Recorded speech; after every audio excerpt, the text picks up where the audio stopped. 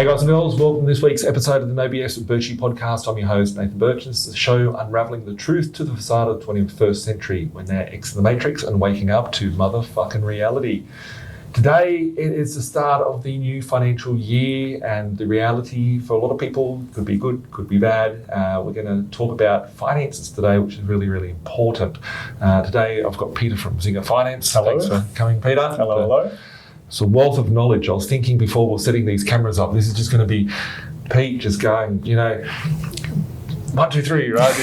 The knowledge this guy has, right? And I always like to take the credit for certain things, right? And I think, we do amazing results here at B.Invested, and, our investors that get 0 to 10 properties in a year or 2 years. I'd love to, go, it's because I'm so great and it's everything I do. But, I always say to everyone, it's the right team around you. And, it really matters. Like if you don't have the funding, you don't have the finance, you can't get to where you want to be, Yep. You can't reach your goals. I ain't the finance guy. Pete's the finance guy. We've got a team of brokers at Zinger Finance that specialise in all different types of finance. And these portfolios, we find cool deals here at B.Invested, but it's really with the finance that's the strategy. When I walked into your team beforehand, I have this little joke with everyone, right? Like people laugh when I say this. I walk around like, who's got equity? Where's the equity today, right? Oh, yeah. Everyone gets so uncomfortable, right? They're like, Nathan, the person just settled their property a week ago. They settled on Friday and it's Tuesday and you're asking me, hey, give me equity, right? It's the shakedown. It's the shakedown. Nathan shakedown. Yep. I feel like I'm a debt collector or something. Where's our equity? Where's the equity, right? But for us to be able to get there's a strategy, right? And we'd have to see that throughout. There's a big difference between most investors that get to 1 or 2 properties, and there's a difference between people getting to 10 or 20 properties in a quick time frame. And it's a team that really are able to help our everyday investors be able to get there. So, Pete, thanks for everything that you do. Thank you.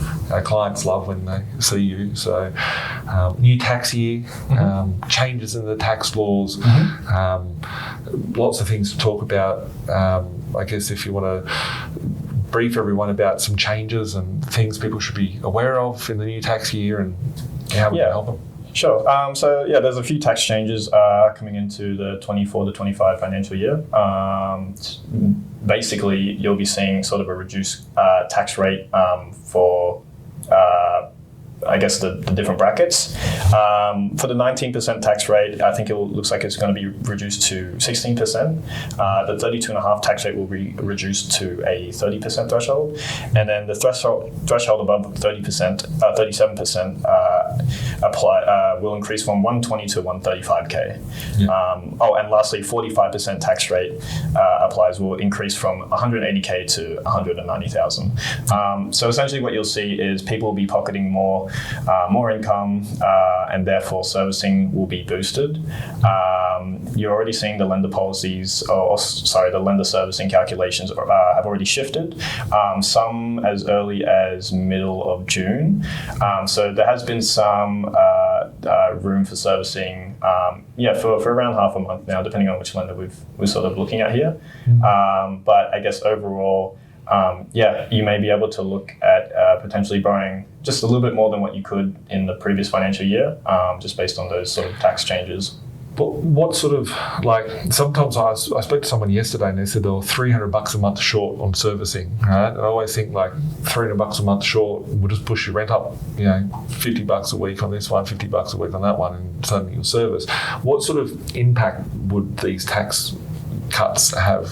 Is there a certain figure that I did some small testing. I had a look at I think someone earning around 84,000 as just like a general scenario, and I saw that there was around a 5% increase from. I'll have to look at it again, but it was something like, I think they could borrow originally around 600, just shy of 690,000.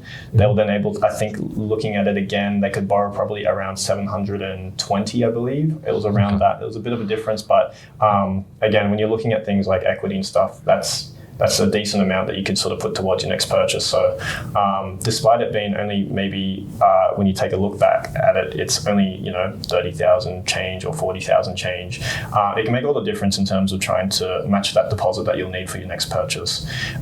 So yeah, every little bit counts sort of as you try and increase as many, purchasing as many properties as possible.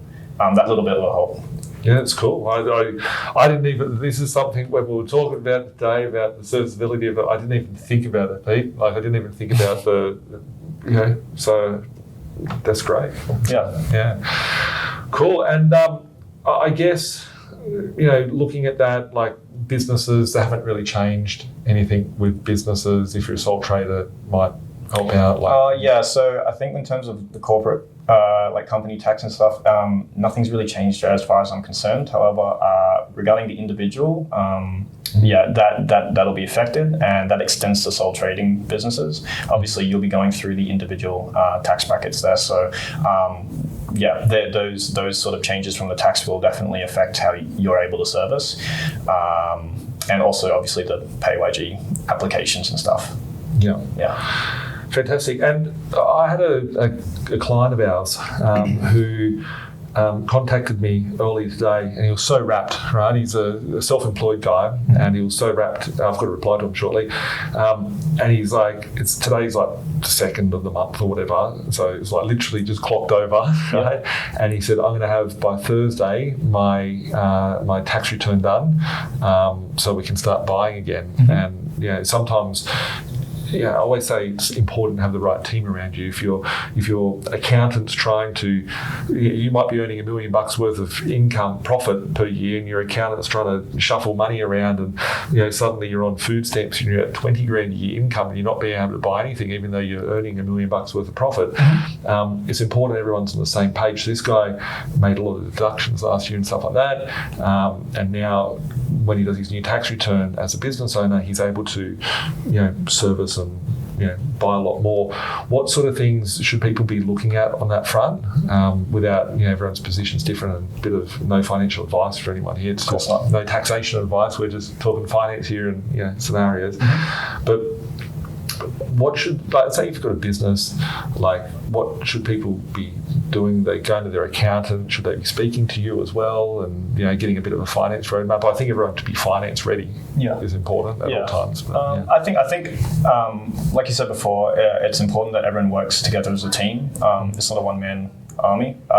Everyone needs to be on the same page and understanding what the goals are for the client.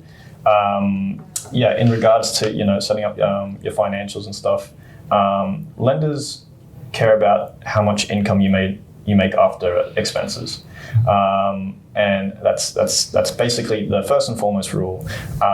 There are some add backs like depreciation, but at the end of the day, they want to know how much your company is making when the expenses are factored in. Now, given that the new financial year has sort of ticked over, there's going to be lots and lots of reviews, obviously, on everyone's businesses to see where they're sort of sitting at, and it's just important that at the end of the day, the client's goals are met, and that can't be done properly without communication throughout each person involved, whether that's the accountant, the broker, the client itself. They all need to be moving as one, and I can't stress that enough. But given that the new financial year's ticked over, it'll be, I guess, really interesting to see sort of how everyone's, businesses are doing, and see how well we may be able to service now, and just making sure everyone's moving together as a unit. So whether your broker is Zinger, whether it's Pete, whether it's Tim, whether it's Genevieve, whether it's Rose, whether it's whoever it is in the team, whether it's your own broker, your bank, I think it's important that that you regroup and make sure that everyone's aware of your next 12 months goals. What is your 12-month goals? What does it look like for you? Do you have acquisitions you want to do? Do you want to restructure your debt? Do you want to get a cheaper interest rate? Do you want to pull out equity? Do you want more capital? What does that goal look like? And is everyone aware of what your goal is? Like, is your accountant aware? Is your broker aware? Is your bank manager aware? Everyone needs to be on the same page. Cool. And I guess, while we're on the note of businesses, like if someone's just set up a business, like I find there's two groups of people here, right? One, people just go and set up business and they go, well, I've been working for the job for the last 20 years, earning 100 grand a year. I've just set up a business and now I'm going to be earning 150. Of course, I can service for more. What happens then? We've got to wait for. Yeah, I thought, well, it's possible. Sorry, is your question like, what can you do if you? Oh, some people don't ask about it, and some people know that, hey, I'm setting up a business, and they plan for it, right? Yes. So I guess the question is it's a new financial year. There's some people that might have set up a business in the last 12 months, may have set a business up 2 years ago. Yeah. What are some of the products that are out there? What options do people have? Sure. Yeah. Okay, so there are lenders out there who have lender policies that will accommodate for even one-day ABNs. Obviously, you'll be paying a bit of a premium there. However, that is possible, so do reach out. We can help you there. But you'll typically see, I guess, the general rule of thumb is 2 years ABN, although there are some main lenders who can do 18 months. So we can also look at things like that. Depending on how much you've sort of planned, I guess if you're looking at 2 years ABN, if that's possible, your scope of lenders is completely opened up. I'd say the next sort of step down would be probably 18 months, I'd say. And then the one below that would be, you can get, like I said, you can get lender policies for one-day ABNs. But obviously, depending on how long that business has been running for, will reduce the in the eyes of the lenders, the risk and therefore the rate that you're paying. So I guess ideally, you would have that company up and running for at least 2 years. 18 months is definitely doable. One-day ABN, obviously, if you're really gung-ho about it, that's also possible. Just bearing in mind that you might be paying a premium. But hey, it's better than nothing. So, and I saw maybe about a year ago, there was a product called a no-doc loan, which you could literally get a 65% LVR, and you just get an account sign-off letter for someone that has there's all different types of products out there. Anything new that's come to the market recently, or that people could be thinking of that could help? Not that it's new, but I'd say you could, given that it's the sort of start of the new financial year, we'll probably be seeing a lot of what's called low doc applications or alt doc. Essentially, it can either be one of two things. Generally, it's either an accountant's declaration stating the income, or BAS statements for the company for the previous financial year. The reason why I say we'll be anticipating a lot of those is because obviously, given that it's the new tax year, not all tax returns and financials have been completed for every single company. There are going to be lots and lots of businesses that haven't had their financials developed by the accountant, but they're still looking to get a loan, and that doesn't mean that they are completely ruled out of obtaining these loans. We can proceed with the low doc or alt doc products. From what I can see, those rates sort of range under interest only, 80% LVR. I've seen it range within the 7 to 8% within that range. So even if you're listening to this and you're sort of worried that it might take some time for your company financials or business financials, tax returns to be developed, there is definitely still options out there. So again, hit us up. We can definitely help out there. So I guess there's two parts that come off the back of that. One is if you have only, if your financials don't look the best today, you could get one of those loans and then possibly refinance it out to a full doc loan later, just so you can get into the absolutely market. So I think it's one important thing to note is that we do plan ahead, meaning that there are times where you'll have to sort of, I guess, deal with a more of a premium interest rate in the pursuit of purchasing investment properties now rather than later. And then we can look at refinancing once you have financials in order to a lender that will be able to give you a cheaper rate. So just because we're going to one lender now doesn't necessarily mean you're going to be stuck with them for years. Typically, if the rate's really high, there's a reason for that. And once that reason is no longer, then we may be able to refinance for a better rate.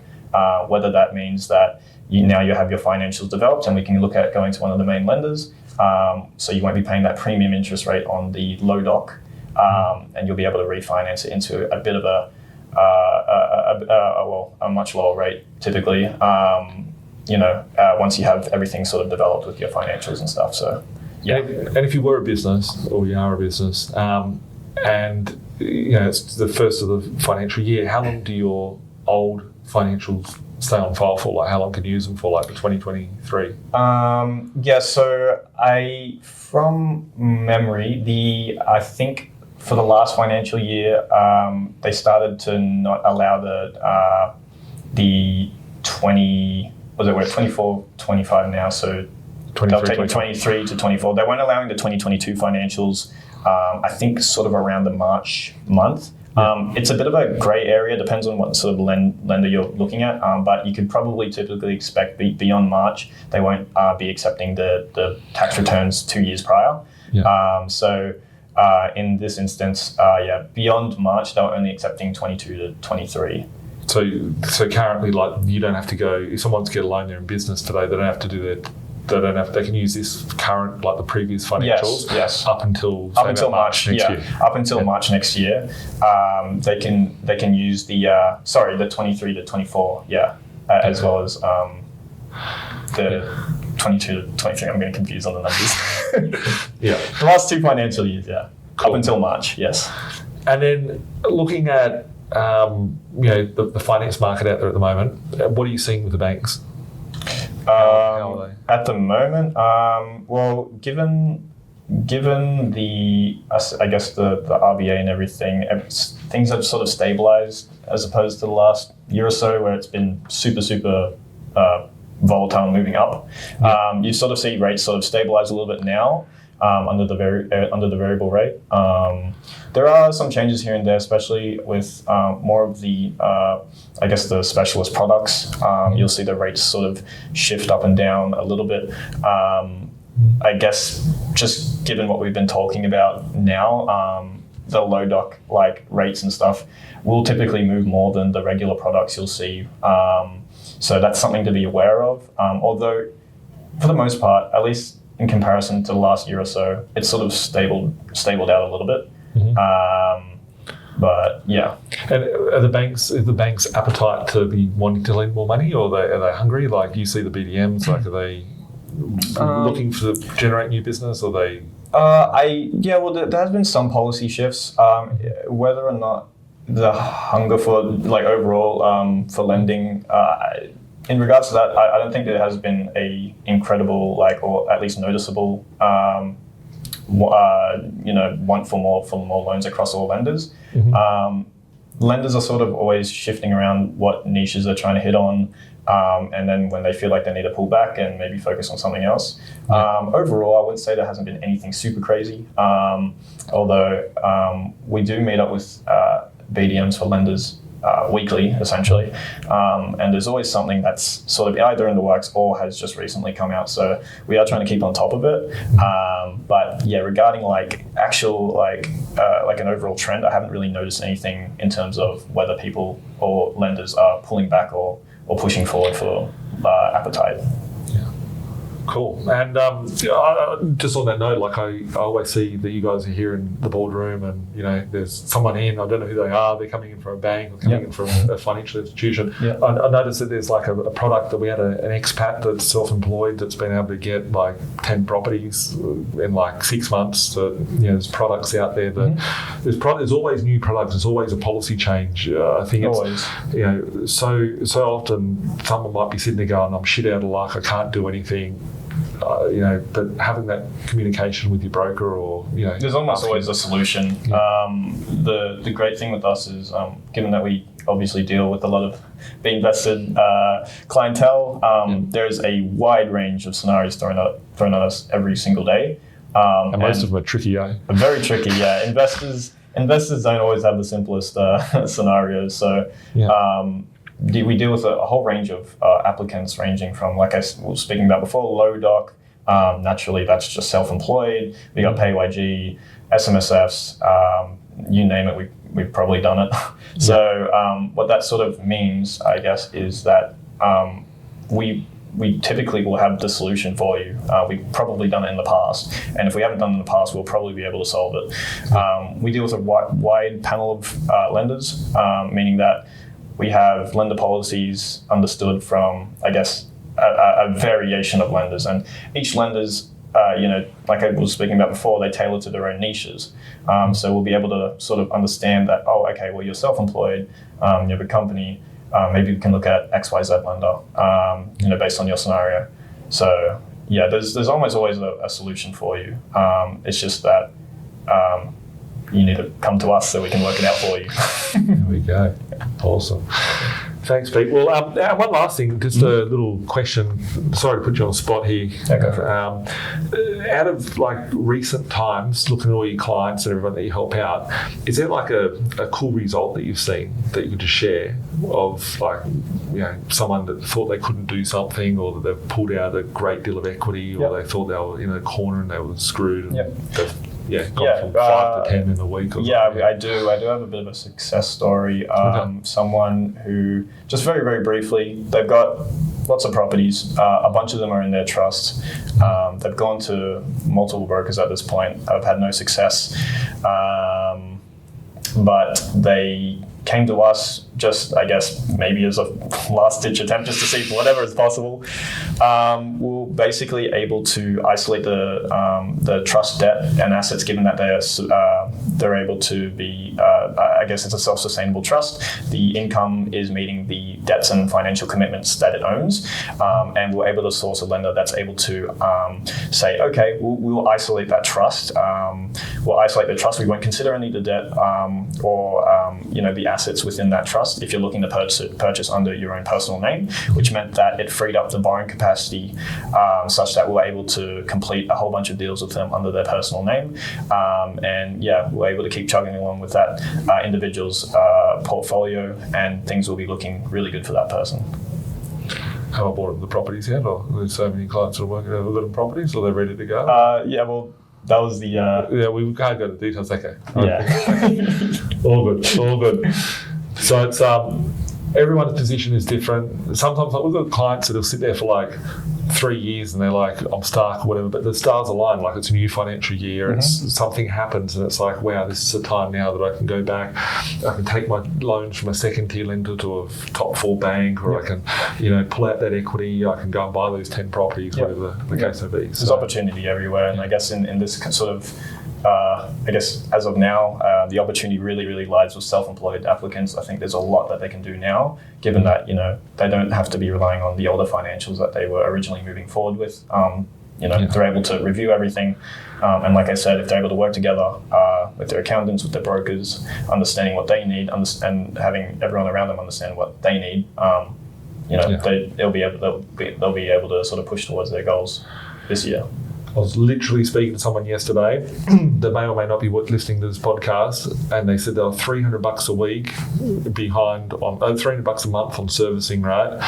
From what you've said there, that would get them over the line, or would get them close to getting over the line with that, or maybe pushing out a bit of rental return. I didn't get in contact with them about the rental returns, but look at it at this point. I always think that whenever you speak into your broker, Zinger, whoever it is that you're dealing with, you always want to know, okay, if I'm failing servicing, how much am I failing by? So you can actually go off and do something about it, right? If you're failing by $1,000 a month, okay, that's $250 a week. Do you go and ask your boss for a pay rise? Do you go and work out how you can redo your tax return? Is it something that this might help you, get 5%, 20% of the way across the line?